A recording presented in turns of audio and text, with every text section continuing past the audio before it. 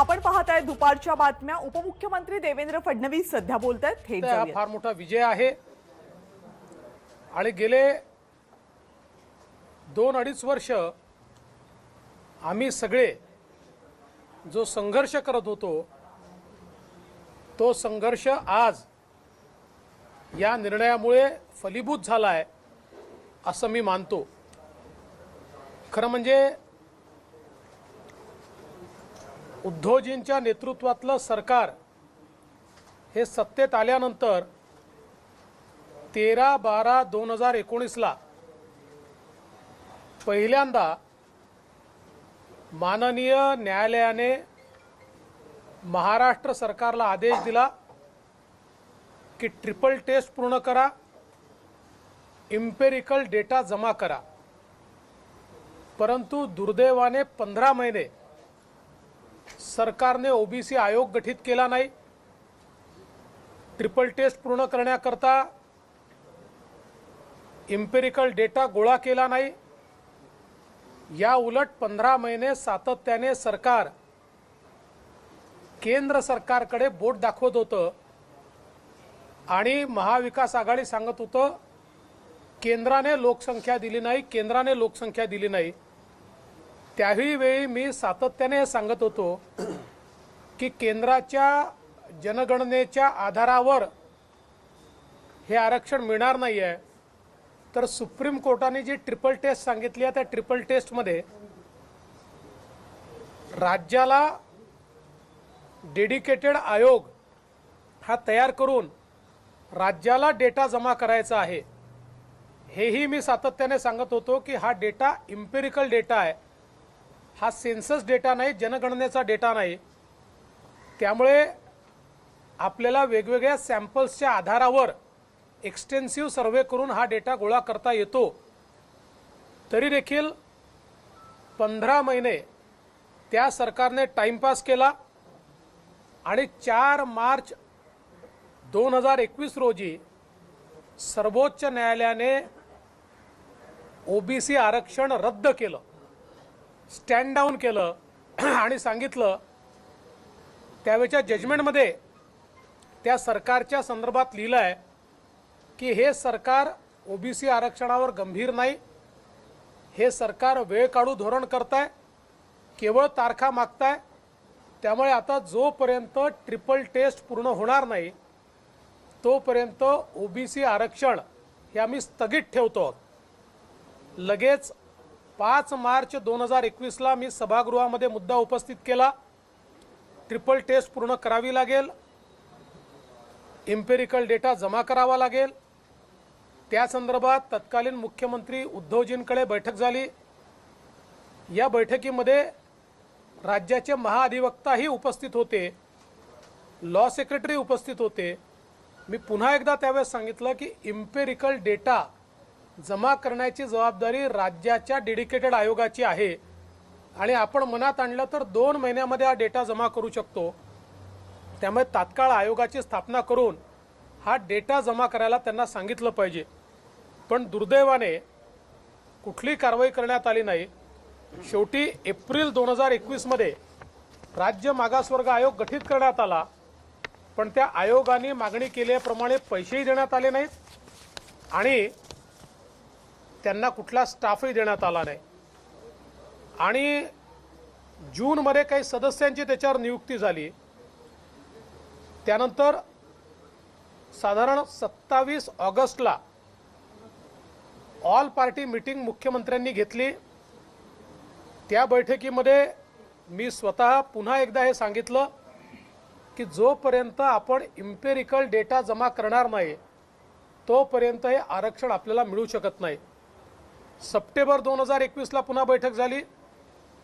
मी त्याही बैठकीत हे सांगितलं की आपल्याला एम्पिरिकल डेटा जमा केला पाहिजे, जनगणनेच्या डेटाची आवश्यकता नाही। आणि मी मुख्यमंत्र्यांना उपमुख्यमंत्र्यांना विनंती केली की या संदर्भात राज्य मागासवर्ग आयोगाच्या अध्यक्षांची आपण चर्चा केली पाहिजे। आम्ही तिघांनी त्यांच्याशी चर्चा केल्यानंतर त्यांनी ती अनुकूलता दाखवली आणि त्यांनी सांगितलं की एम्पिरिकल डेटा आम्ही जमा करू शकतो, त्या संदर्भात आम्हाला योग्य ती व्यवस्था उभी करून दिली पाहिजे। आणि आत्ता आम्हाला मॅन्डेट जनगणनेचं आहे, ते इम्पेरिकल डेटाचं मॅन्डेट दिलं पाहिजे, परंतु त्याही नंतर अशा प्रकारे कुठलीही कारवाई करण्यात आली नाही। 3 मार्च 2022ला राज्य सरकारच्या वतीनं एक अहवाल हा सर्वोच्च न्यायालयाला सादर करण्यात आला। सर्वोच्च न्यायालयाने प्रचंड ताशेरे त्या अहवालावर मारले आणि त्यांनी सांगितलं की जो डेटा पहिले रिजेक्ट झालाय तोच डेटा तुम्ही देताय, या अहवालावर साधी तारीख नाही, याच्यावर सही नाही आणि राज्य सरकार जे काही सांगताय, राज्य सरकारचे वकील सांगतायत की आम्ही मुख्यमंत्र्यांच्या उपस्थितीत अहवाल सादर केला, त्यांनी अहवाल व्हॅलिडेट होत नाही असं म्हणत त्यांनी तो अहवाल हा त्या ठिकाणी रिजेक्ट केला। त्यानंतर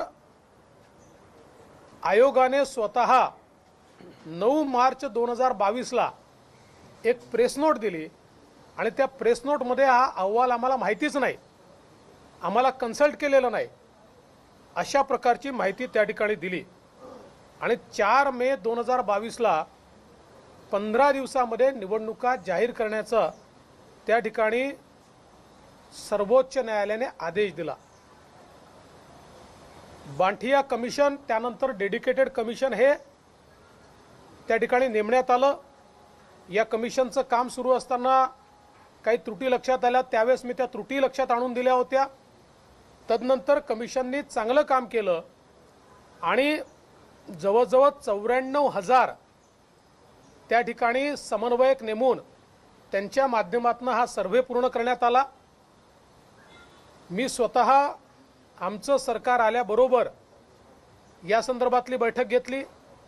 माननीय मुख्यमंत्री एकनाथराव शिंदे साहेबांनी बैठक घेतली, महाअधिवक्ता यांच्यासोबत बैठक झाली। बांठिया कमिशन नेमकं काय करताय या संदर्भात आम्ही सगळी माहिती घेतली, त्या संदर्भातले सगळे प्रेझेंटेशन्स आम्ही घेतले आणि सांगितलं कुठल्याही परिस्थितीत आपण डेडलाईन चुकवायची नाही। 12 तारखेला कोर्टाने तारीख ठेवली आहे, 12 तारखेला कुठल्याही परिस्थितीमध्ये आपण हा अहवाल दाखल केलाच पाहिजे आणि मागे लागून 11 तारखेला आम्ही तो अहवाल त्या ठिकाणी सादर केला। 12 तारखेला त्याची सुनावणी झाली। 12 तारखेच्या सुनावणीत आपले राज्याचे वकील यांच्यासोबत मी आणि माननीय मुख्यमंत्री महोदय आम्ही देशाचे सॉलिसिटर जनरल श्री तुषार मेहता साहेब यांना जाऊन भेटलो आणि त्यांना विनंती केली की मध्य प्रदेशच्या केसमध्ये तुम्ही स्वतः उभे राहिलात आणि ती केस तुम्ही त्या ठिकाणी मांडली तर राज्याची केस देखील आपण मांडली पाहिजे। नाफडे साहेबांसारखे एक सिनियर काउन्सिल तर होतेच आणि त्यांनी उत्तमच काम केलं, पण त्यासोबत आम्ही सॉलिसिटर जनरल ऑफ इंडिया यांनाही विनंती केली आणि त्यांनी उभं राहायचं मान्य केलं। 12 तारखेला या ठिकाणी कोर्टामध्ये जे समोरचा पक्ष होता, ज्यांनी केस टाकली होती, त्यांनी सांगितलं आम्हाला आजच अहवाल प्राप्त झाला आहे, आम्हाला या अहवालाच्या संदर्भात बोलायचं आहे आणि म्हणून 1 आठवड्यानंतरची तारीख देण्यात यावी आणि मग आजची तारीख नेमण्यात आली होती। आज आपले वकील नाफडे साहेब यांनी अतिशय चांगलं आर्ग्युमेंट केलं, तुषार मेहता त्या ठिकाणी होते, सॉलिसिटर जनरल यांनी चांगलं आर्ग्युमेंट केलं आणि त्याच्या आधारावर आपला अहवाल हा सर्वोच्च न्यायालयाने स्वीकारला आणि स्वीकारून त्या ठिकाणी त्या अहवालाप्रमाणे निवडणुका घेण्याची परवानगी दिली। म्हणजेच ओबीसी आरक्षणाला पूर्ण परवानगी आता सर्वोच्च न्यायालयाने दिली आहे। आता जेव्हाही या निवडणुका होतील तेव्हा या निवडणुका या ओबीसी आरक्षणासहितच होतील। काही प्रोसेस ही इलेक्शन कमिशनने सुरू केली आहे, परंतु राज्यात खूप मोठ्या प्रमाणात पुराचं वातावरण असल्यामुळे आम्ही त्यांना विनंती केली होती की या पुराच्या वातावरणामध्ये निवडणुका होऊ शकत नाही, त्यामुळे पूर गेल्यानंतर, पाऊस संपल्यानंतरच आपण मॉन्सून नंतर त्या ठिकाणी अशा प्रकारच्या निवडणुका घेतल्या पाहिजेत। त्याचा उचित विचार राज्य निवडणूक आयोग करेल। पण मला अतिशय मनापासून आनंद आहे की या ठिकाणी ओबीसी आरक्षण आमच्या सरकारनं परत मिळवलेलं आहे। मी एक वेळ असं बोललो होतो की आमचं सरकार आलं तर 4 महिन्यामध्ये आम्ही ओबीसी आरक्षण देऊ शकतो। त्यावेळेस अनेक लोकांनी मला ट्रोल केलं होतं। एवढंच नाही तर काही तथाकथित विचारवंत आणि काही नेते हे सातत्याने माझ्यावर आणि केंद्र सरकारवर टीका करायचे परंतु त्यांच्या टीकेला मी उत्तर हे कृतीतनं दिलंय। आमच्या एकनाथराव शिंदे साहेबांच्या नेतृत्वातील सरकारने कृतीतून उत्तर देऊन जर इच्छाशक्ती असेल तर काय केलं जाऊ शकतं हे या ओबीसी आरक्षणाच्या संदर्भात आम्ही दाखवून दिलेलं आहे। खरं तर या गोष्टी वेळेत केल्या असत्या तर 13/12/2019 नंतर 4 महिन्यामध्ये म्हणजे 2020 सालीच कदाचित आपल्याला हे आरक्षण पूर्णपणे मिळालं असतं किंवा हे कधी गेलंच नसतं। हे आरक्षण स्टँड डाऊनच झालं नसतं, हे स्थगितच झालं नसतं। पण त्यावेळी राज्यकर्ते केवळ केंद्र सरकारकडे बोट दाखवत होते। या निमित्ताने मी जुन्या सरकारने काहीच केलं नाही असं बिलकुल म्हणणार नाही। त्याही ठिकाणी काही नेते प्रामाणिकपणे काम करत होते, परंतु सरकारला सरकार म्हणून गांभीर्य नव्हतं आणि त्याच्यामुळे ही परिस्थिती त्या ठिकाणी येत होती। या ओबीसी आरक्षणाच्या लढाईमध्ये ज्या ज्या लोकांनी सहभाग दिलाय, ते प्रशासनाचे असो, ते आमचे ज्येष्ठ वकील असो, किंवा महाधिवक्ता असो, किंवा या ठिकाणी आपले सॉलिसिटर जनरल असो, आमचे जे काही राजकीय नेते असो, वेगवेगळ्या पक्षाचे नेते असो, या सगळ्या लोकांनी ज्यांनी ज्यांनी याच्यामध्ये सहभागिता दिली आहे, अगदी सन्माननीय भुजबळ साहेबांसहित मी सगळ्यांचं या ठिकाणी अभिनंदन करतो, सगळ्यांचे आभार मानतो। आणि आता आपला प्रश्न बहुतांशी सुटला आहे, पण हा पूर्ण सुटलेला नाही आहे। कारण सर्वोच्च न्यायालयाने दिलेल्या निर्णयामुळे जरी ओबीसी आरक्षण पूर्णपणे मिळालं असलं तरी 3-4 जिल्ह्यांचा प्रश्न हा गंभीर राहणारच आहे। त्या संदर्भात काही ना काही विचार आपल्याला भविष्यात करावा लागेल, तो सगळ्या पक्षांना मिळून करावा लागेल, त्याचाही विचार आम्ही करू। पण आता मात्र ओबीसी राजकीय आरक्षण हे या ठिकाणी मिळालं, त्याबद्दल मी समस्त ओबीसी समाजाचं अभिनंदन करतो। आणि ओबीसी कल्याणाचा आमचा अजेंडा, बहुजन कल्याणाचा आमचा अजेंडा आणि गरीब कल्याणाचा आमचा अजेंडा हा असाच पुढे आमच्या या महायुतीच्या सरकारमध्ये आमचे मुख्यमंत्री एकनाथराव शिंदे यांच्या नेतृत्वात सुरूच राहील, एवढंच या निमित्ताने सांगतो। ओबीसी के आरक्षण को लेकर जिस तरीके से राज्य सरकार, पिछली राज्य सरकार लगातार आयोग नहीं गठित कर रही थी, आपने उसमें त्रुटि भी बताई और इस सरकार ने ओबीसी आरक्षण दिया, कैसे देखते? मुझे इस बात की बहुत खुशी है कि हमारी सरकार ने ओबीसी आरक्षण फिर से लागू करवा लिया है। उच्चतम न्यायालय ने आज उसका फैसला दे दिया है। हमारी सरकार ने जो रिपोर्ट सुप्रीम कोर्ट को सौंपी थी, सुप्रीम कोर्ट ने उस रिपोर्ट को स्वीकारा है। महाराष्ट्र में फिर से ओबीसी आरक्षण लागू हुआ है। 13/12/2019 को पिछली उद्धव जी की सरकार को उस समय सुप्रीम कोर्ट ने यह कहा था कि डेडिकेटेड आयोग तैयार कीजिए, एम्पिरिकल डेटा जमा कीजिए, ट्रिपल टेस्ट पूरी कीजिए और उसके बाद आप आरक्षण लागू कीजिए। 15 महीने जब उस सरकार ने कुछ नहीं किया तो सुप्रीम कोर्ट ने ओबीसी आरक्षण स्थगित कर दिया। उसके बावजूद सरकार लगातार समय पास करती रही। पहले तो कमीशन नहीं बना, कमीशन बना तो उसको स्टाफ नहीं दिया, कमीशन काम नहीं कर पाया। एक फर्जी रिपोर्ट, मैं फर्जी इसलिए कहूँगा कि सुप्रीम कोर्ट ने उस पर बहुत स्ट्रिक्चर्स पास किए। इस प्रकार की एक रिपोर्ट सुप्रीम कोर्ट में दाखिल की गई, जिस रिपोर्ट को सुप्रीम कोर्ट ने नकारा और उसके बाद राज्य के ओबीसी आयोग ने कहा यह रिपोर्ट हमने तैयार ही नहीं की है और हमको इस रिपोर्ट की कोई जानकारी नहीं है। मुझे ऐसा लगता है कि उसके बाद लगातार हम ये कह रहे थे कि इसमें जनगणना की आवश्यकता नहीं है, ये सेंसस का विषय नहीं है, ये एम्पिरिकल डेटा का विषय है। एक साइंटिफिक स्टडी करके जो निष्कर्ष निकलते हैं, ऐसा एम्पिरिकल डेटा हमको देना है। 2 महीने में सरकार वो कर सकती है, लेकिन सरकार लगातार टालमटोल करती रही। अंत में सरकार ने बांटिया आयोग तैयार किया और हमारी सरकार के आने के बाद हमने तुरंत उस आयोग से निवेदन करके उचित समय में उसका साइंटिफिक डेटा उसको कोलेट करके, उसको क्यूरेट करके वो जो कोई रिपोर्ट तैयार हुई, उस रिपोर्ट को हम लोगों ने सही समय पर सुप्रीम कोर्ट में दाखिल किया और उस पर आज सुनवाई हुई। उस रिपोर्ट को सुप्रीम कोर्ट ने स्वीकारा और उसके माध्यम से सुप्रीम कोर्ट ने महाराष्ट्र में ओबीसी आरक्षण वापस बहाल कर दिया। मैं सुप्रीम कोर्ट का आभार व्यक्त करता हूं, सभी ओबीसी समाज का अभिनंदन करना चाहता हूं। उनकी लड़ाई थी, हम लोग लड़ रहे थे, साथ में लड़ रहे थे, इस लड़ाई को हमने जीता है। और साथ साथ जिन लोगों ने, चाहे वो हमारे सुप्रीम कोर्ट के वकील हो, चाहे सॉलिसिटर जनरल हो, चाहे आदरणीय नाफरे साहब हो, या हमारे राज्य के महाधिवक्ता हो, हमारे सारे अधिकारी हो, या जो राजनेता जिन्होंने इसमें कंट्रीब्यूट किया है, ऐसे सब लोगों का मैं आभार व्यक्त करना चाहता हूं। ज्या प्रकारे तुम्ही म्हटलं की जो शब्द तुम्ही दिला होता ओबीसीचं राजकीय आरक्षण आम्ही पुन्हा मिळवून देऊ, त्या प्रकारे तुम्ही मिळवून दिलेलं आहे। मात्र आता एक श्रेयवादाची लढाई सुरू झालेली आहे। विरोधी पक्षनेते अजित पवारांनी असं म्हटलेलं आहे की महाविकास आघाडी सरकारने जे प्रयत्न केले त्या प्रयत्नाला अखेर यश आलेलं आहे। हा महाविकास आघाडी सरकारचा विजय आहे। मला असं वाटतं की हेच शहाणपण महाविकास आघाडीला 13-12-19ला आलं असतं तर 2 वर्षात झालेल्या सगळ्या निवडणुका, काही जिल्हा परिषदांच्या झाल्या, काही नगरपालिकांच्या झाल्या, काही महानगरपालिकांच्या झाल्या, ओबीसी आरक्षणाविना झाल्या। हे पाप कोणाचं आहे? महाविकास आघाडीचंच ते पाप आहे। त्यामुळे हे शहाणपण जर योग्य वेळी केलं असतं तर ही वेळच आली नसती।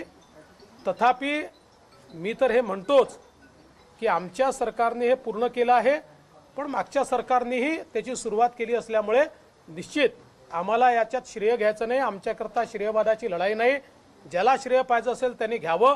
आम्हाला या गोष्टीचा आनंद आहे की आमच्या सरकारने ओबीसी आरक्षण बहाल केलं आहे। सर, काही महापालिकेच्या निवडणुका आधीच रद्द करण्यात आलेल्या होत्या, काही महापालिकेच्या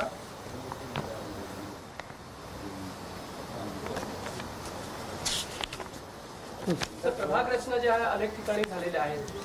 कोविडमुळे काही आधीच महापालिकेच्या निवडणुका रद्द करण्यात आल्या, तर या सर्वांचाच मार्ग मोकळा झालाय का? त्या तांत्रिक बाबी कशा आता काही तांत्रिक नाही, यापुढे जीही निवडणूक होईल, जीही, ती ग्रामपंचायत असो, ती जिल्हा परिषद असो, ती महानगरपालिका असो की ती नगरपालिका असो, प्रत्येक निवडणूक ही ओबीसी आरक्षणासहितच होईल। सर, बीएमसीचे डिलिमिटेशन व्हावं अशा पद्धतीच्या मागण्या होतात। आपण सकारात्मक त्याला उत्तर दिलं होतं। आता त्या संदर्भात काय निर्णय घेणार? तुम्ही पुन्हा एकदा काही प्रयत्न करणार आहात? या संदर्भात आम्ही निश्चितपणे प्रयत्न करू, कारण जे काही राज्य निवडणूक आयोगाचे नियम आहेत त्या नियमाच्या पलीकडे जाऊन हे डिलिमिटेशन करण्यात आलं आहे असं आमचं मत आहे।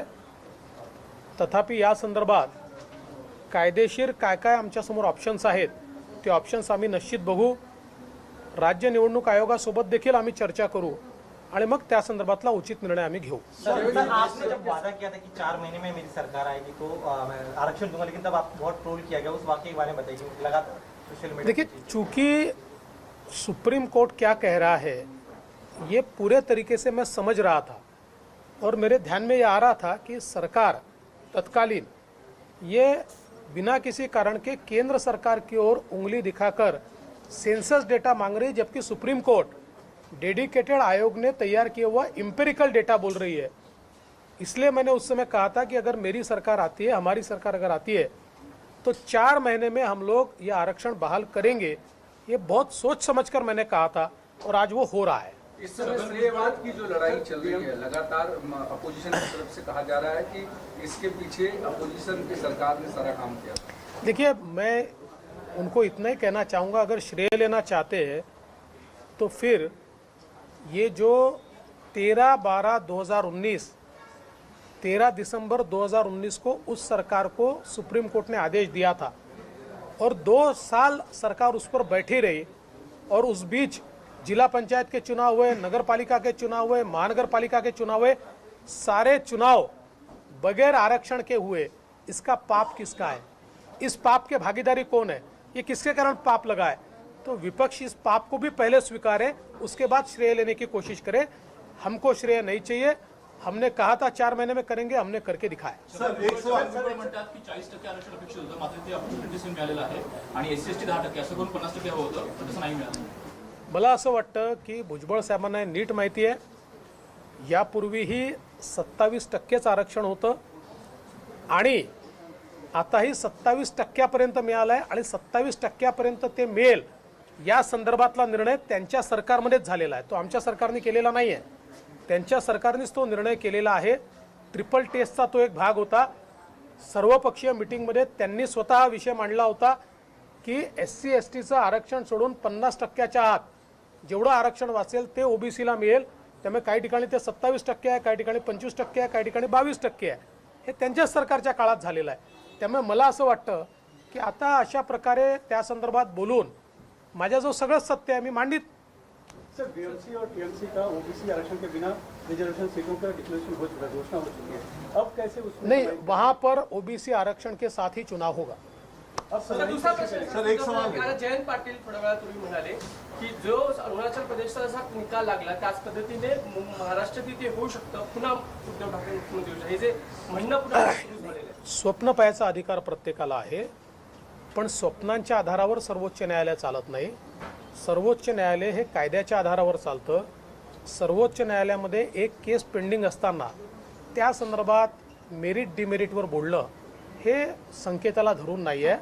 मी एवढंच सांगू शकेन की आजही कोर्टात काय झालं हे सगळ्यांनी बघितलेलं आहे. त्यामुळे त्याच्यावर अधिक भाष्य करण्याची आवश्यकता नाही आहे. आमची केस मजबूत आहे, आम्ही कायदेशीर केला आहे, योग्य निर्णय येईल ही अपेक्षा आहे. सर, एक सवाल आपसे लगेगा नगराध्यक्ष ये आणि आज का दिन ग्रामपंचायतीचा आज तुम्ही का दिन निर्णय ओबीसी घेतलेला आहे. समाज के लिए बड़ा दिन है, लेकिन साथ में महाराष्ट्र के लिए भी बड़ा दिन है.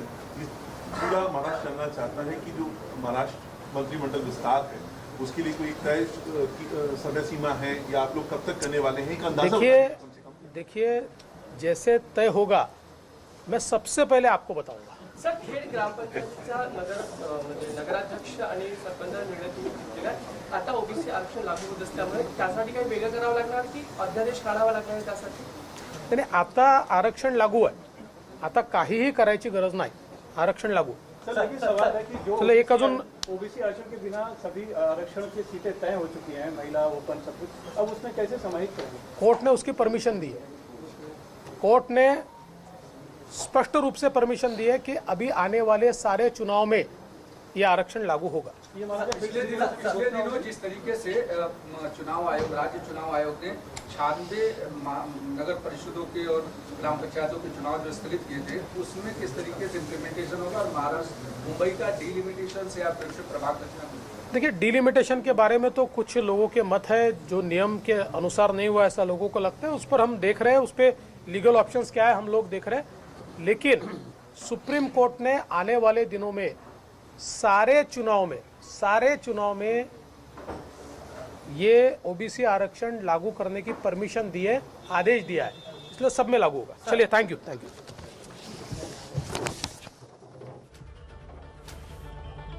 तर ओबीसी आरक्षणाच्या सुप्रीम कोर्टाच्या निर्णयानंतर ही होती उपमुख्यमंत्री देवेंद्र फडणवीस यांची सविस्तर प्रतिक्रिया.